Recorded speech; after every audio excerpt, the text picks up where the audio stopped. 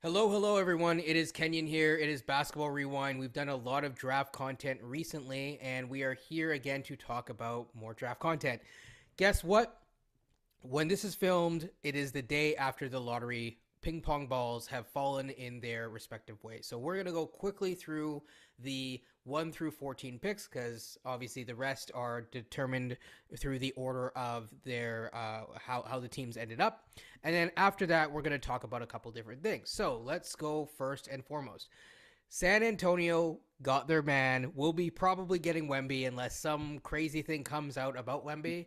It's kind of an obvious pick for them, in my opinion. So, yeah. So, one is San Antonio, two is Charlotte, three is Portland, four is Houston, Detroit is fifth. So, Dwayne Casey and the and the Detroit Pistons weren't happy to move all the way up to get Wemby, but that's okay. And then Orlando got the sixth pick, Indiana seventh, Washington State at eight, nine is Utah, 10 is Dallas. So they kept their pick. Orlando gets the Chicago pick at 11. OKC is 12. Toronto is 13. So we stayed in the same spot. And 14th as well is going to be New Orleans. So a lot of the teams around our region stayed the same. And in my opinion, it's very, very interesting to see how the fallout came. So I'm wondering what you guys think is what now that we've had a little bit of time to really kind of soak in what has happened. Anyone is allowed to start here, but what are your guys' thoughts as to the fallout in terms of how the lottery shook out? I was very happy for San Antonio. It's they're they've had three centers now in the last 35 years. And Wembanyama, assuming that he has this good career, is going to be a Hall of Famer. Dave Robinson, Tim Duncan, now Wembanyama. Not many teams can say that they have that kind of luxury, and that Greg Popovich has literally coached all of them. It's kudos to Pop. I'm sure this will give him more motivation going into next season, knowing he's got a talent like Victor Wembanyama. It's almost as if like if Kareem Abdul-Jabbar grew up in this time, he would be him, right? It's just he's going to be the Kareem of this modern day of basketball. Um, really found it interesting with Charlotte and Portland getting number two and number three picks. I really like the position that Portland is in because depending on what Charlotte does, Portland's going to get a good player, and now that good player could be used for them or to be used in a trade to bring back more assets for Dame. Um, Detroit, that was kind of a loser for them tonight. I know they really could have used that top three pick, but they're also another team. Like they have enough young players. They got to get some veterans in there now. They got to start bringing in pieces to roll with the kids more or less moving forward. You get Cade, you get Ivy, you get Duran. You have enough young players there. You got to start bringing in some veterans as well. Um, and in terms of our Raptors, no shock there. We'll have the 13th pick, and I think we're going to get a good player there. Right and Well, beyond. I would say, let's start with the first story. So I'll be referring to him from now on as Big Vic. um, I, you know, I would say with San Antonio, this is an interesting pick for a few reasons. One is the connection, of course, the French connection, the other French connection with Tony Parker and the connections there. Boris Diaw obviously went through San Antonio, so they've had connection with the French national team, and now this kind of a storybook in that sense. There is a financial impact to this. I'm not sure. There's been rumors about the Spurs and if the Spurs are going to stay in San Antonio. There's been rumors about Austin trying, maybe moving the team to Austin and leveraging Austin as a possibility. I think Big Vic now makes that very interesting and very hard for them to leave San Antonio, considering that he's going to be a box office. And then there's the part of where he plays and how he plays. And I heard obviously Coach there mention him as a center. I am curious to see if he's actually going to be a center. I think he's going to be a small forward. I don't know if he's actually going to be a center. Not with that frame. I'm curious to see how this plays out. It's going to be fascinating to see because the closest thing we saw with this, and I'm not hoping this for this fate for him either, but closest thing I can think is him is Ralph Sampson. That's the closest thing. I see as any sort of type of player of his height and stature with his type of skill set. It will be fascinating to see where they play him on the floor. Do they just put him in the center, or they say, you know what, we'll put some other guys at center and you will play power small forward and see what happens. I am fascinated to see how Popovich uses them. So that's the first thing. Second thing, opportunity is the next thing I thought of the night. If coming from a purely Raptors perspective, there is now a lot of opportunity based on who fell and who didn't get what they wanted. And if folks that know me in this case here, I'm a longtime Pistons guy. It wasn't a good night for Detroit. Oh. Let's put it this way: Detroit in the lottery has been a bittersweet experience over the years. I'll just put it that way. A lot of times things don't work out as well as we expect. So I was expecting nothing when the day came last night, and it happened just as I thought. Number 5 was like the absolute worst scenario that you could think of. So for if you're a Detroit fan, and as far as I think the other question will be is now there's a shakeup with Charlotte now as the number 2 pick. It does make things interesting about the Scoot discussion and where he falls in this case. So that's kind of the things I thought of it coming out of last night. Yeah, I mean, I agree with all points that were made so far. Obviously, again, I've said it before, I'll say it again. Congratulations to San Antonio. I think that they're probably the right situation for Wemby to go to. I mean, he could have went anywhere and would have changed their fortunes, but I'm glad that he's going to San Antonio. You wonder if they almost want Pirtle back. Well, but I ask you, do the Raptors get any sort of special compensation in this case for helping them out? Exactly. We Help did a our brother job. out for. We cleaned house for them, man, all over the place, man. Yeah, over the past couple of years, to be honest. But yeah, I mean, it'll be interesting. I vaguely remember hearing that there's a bit about Victor not necessarily wanting to play the center, and I could see them wanting to protect him. But in my opinion, without going down the, breaking down Victor's game and concerns and stuff, I think that if you can get 65 games out of him and like load manage him for the rest of his career, it might be worth it just because of like the spectacle that will bring to a franchise. Just seeing that is not normal. It's really not normal on a basketball court. So, but yeah, I mean, beyond that, I would say Charlotte, like you said, once they select, that kind of will create a domino effect. Do they go with Scoot? Do they go with Brandon Miller? It sounds like thus far they're leaning towards Miller. So if that's the case, then the rest of the draft becomes interesting because a lot of those teams you're looking at, like you said, they might not be hyper happy, but they have assets that they are maybe willing to part with. And it, like you said, it creates an opportunity for Masai to then, rub his hands and be a little bit happy because now there's a lot more teams that could potentially move from there.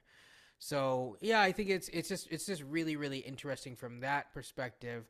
We'll obviously talk briefly at the end about the Raptors and where they could potentially kind of they're if they stay, maybe what or who they should be looking for. But I guess my thing is let's just jump into it. We're going to talk about potential trades for the Raptors. Who do you think would be the best trade partners? And forget about like the players specifically right now, but yeah, who would be great trade partners? I think Portland would be a good trade partner. Um, they're looking to pair Dame up with a star. We got, I would consider one star like all NBA player, but also we have a star who I just feel would fit with Dame perfectly as well. Um, so I think we're definitely a trade matchup with Portland for sure. I think Orlando with their 2 picks. I think I think that's a possibility. I don't think they want to have too many more young players on their team. They have to get some veterans now. They have Caro and Wagner. I think Indiana as well is also a trade partner for us. They have a lot of young players, and I think they have assets as well that we could use on this team. Um, I identify 4 teams I think the Raptors could make a trade with. As Coach mentions, Portland is the probably has the most luxurious package, let's put it that way, available. I think of all the teams, perhaps running close is Indiana second. I think they too might be potentially, a trade partner um, as well. And I think the other 2 teams you have to look at is Dallas, who I can't think they're going to stay still. A 10th pick's all fine and dandy, but me putting on my Mavs cap on this case here, that Luka clock's ticking real fast, man. We can't be putting out rookies out there playing with Luka at this stage. So I don't see that, them being patient with that pick. And the last teams you mentioned is Orlando. And if you were able to watch last night, believe me, the Orlando Magic's coach did not look impressed when those 2 picks came up where they're located. If that didn't say trade, I don't know what did. He was not happy. So those of you are the 4 teams I would definitely look to be knocking at the door, see if they can sell a few encyclopedias and a few other players in this case here and stuff like that, or some trades or some drafts and draft picks and wherever it might be to get some stuff back. So to me, those are the 4 teams I would be looking at to see as the game show said, let's make a deal. Yeah, I think that those are all great teams. There's one other that I would add, which would be Washington, because Washington, I don't know where they're going to go. But you did hear the report, I think it was today, where they might be willing to move the 8th pick for Fred VanVleet. Now, I'm not here to quibble over whether that is fair or whatever, or what they should do. All I know is I never know what they're going to do. You know what I love with Washington on the side? I love the fact Washington always thinks they're actually better than they really are. It's always fantastic. Yeah, so I'm. Bring the turtle every year Washington. Yeah, Coach looks confused at that, and so are we. But who are we to Right. question? Well, they're always get the 7th or 10th pick every year. It's never the first, or it's never top 3 or down to the 20s. It's 7th or 10th every single year. It seems it's been that way for 10 years now. Are they ever going to get better? No, I mean, Not with the no trade clause star there, in my opinion. But that's a fascinating point. I would love to see that, though. Man, I would love to. I would pay money to watch that team play just to see what it looked like. Oh boy! Yeah. But maybe I think I left Washington off the list because, to your point, no one knows what Washington is doing. No, so they don't even know what they're doing. They're kind of the forgotten. Yeah, they're kind of the forgotten team in this lottery. No one's discussing them much, at least from what I hear from the banter. It's been a lot of the teams we've discussed. Of course, the teams that were at the top that we thought might get Wembanyama, and a few folks at the bottom, like of the lottery, like ourselves. But I've heard no one say anything about Washington. Like, okay. Yep. No, not really. Like it was only the report about Fred VanVleet, and that was it. Like that was it. I've heard nothing where they're leaning or what they're planning on doing. So it'll be interesting to see. A lot of people forgot this, but Philly as well as Chicago are forfeiting their picks in the second round. Philly, sadly, because they tampered for Daniel House. And as Chicago tampered for Lonzo Ball, who has not played a lot. Dude is gonna come back. I still have to make the meme, but it's gonna be, I shouldn't say this, but like him with Forrest Gump, he's gonna look like Lieutenant Dan coming up, and they're gonna say, magic legs when he comes back, and hopefully those magic legs, with all the surgeries, will carry him through into this upcoming year. Yeah, I mean, I really hope for him, man. I'm really pulling for him. I really enjoy watching him play, and it's been like it's been horrible to watch to see what's happened to him in his career. So yeah, I mean, yeah, we'll see how it plays out. But Chicago, that's interesting. So like from a standpoint of them forfeiting, I guess where are the impacts of those 2 forfeits? Is just like we just have 2 like I'm not sure. 2 less guys that get, which is unfortunate for them. But on the flip side, I think if you're looking in the undrafted market, there's like 2 more potential guys who could be in the undrafted market as well, which we know that Masai likes to get into that market. Hopefully not too much this year. Not that it's a problem, but I think we don't necessarily need to go into the undrafted market to really, get good talent in this draft.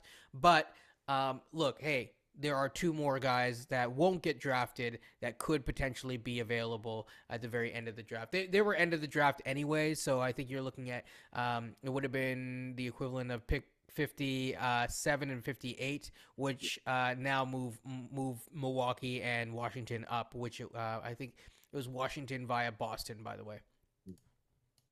Okay. So it's a 58 pick draft then instead of 60 pick. It is a 58 pick draft, yeah. Drinking every year, huh? Yeah, so it's yes. The other thing I'll quickly just mention is that there are two Canadians in the draft. We will see where they're going. I have seen. I'm just gonna base it on the Ringer's most recent mock draft. I am actually seeing Leonard Miller as high as 12, which is very interesting. Incredible. You know what? Can we stay here for a second? And we talked Yeah, about this line one day. I think it might. I don't know if sure if Coach was in this discussion, but I think this actually is a perfect segue to this. I think they're starting to become a bit of a Canadian bump. And I think you're starting to see now that, you know, how we say in this case, we talk about Kentucky, that Kentucky guys get a little more like almost like there's like almost like a little bit of a Kentucky, like, there's like a little bit of a Kentucky bump you get when you have a guy that plays for Kentucky. Everyone's like, yeah. oh, well, he's got Yep. perk. Just like how some other colleges might have a tax on them, where it's like, I'm not so sure about that. But I think there's a Canadian bump that's starting to happen where Canadian players are getting the benefit of the doubt more. Whereas like, you see a good, talented Canadian, if he was just a dude in this case that came from wherever he came from in this case, he might just be, say he's right 20th. But because he's Canadian now, I think now they actually get a little more of a bump. Maybe they get to move 3, 4 places up. I'm starting to wonder if that's what's starting to happen here in the draft now, because like this Miller news, like even if he gets within the top 20, I think is considered to be a success for him and his family. Like, Absolutely. I mean, last year at one point I think he was like 17th or 15th. This is like very early on in the year. And then he kind of like was around the end of the first round, and then the combine happened, and it was like this guy isn't ready.